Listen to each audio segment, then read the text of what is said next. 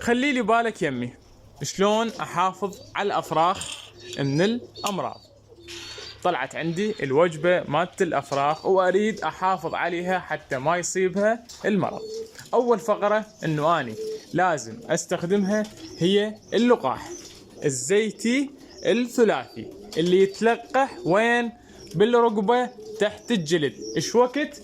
بهذا العمر، ركز وياي، بهذا العمر ألقح الفرخة حتى أضمن إنه راح يمشي بجسم الطير ويا ما يكبر.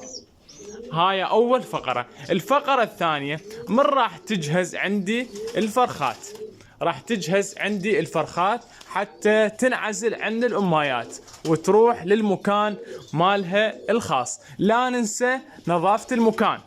إضافة إلى ذلك المقويات والمنشطات الطبيعية اللي احنا نستخدمها. الغرض شنو؟ الغرض زيادة مناعة الطير. المكونات هي عندك الثوم، البصل، الكركم، الروبة، خل التفاح، الدبس، دبس الرمان، الكزبرة، وهواية مكونات عندنا نستخدمها حتى في سبيل نزيد من مناعة الطير.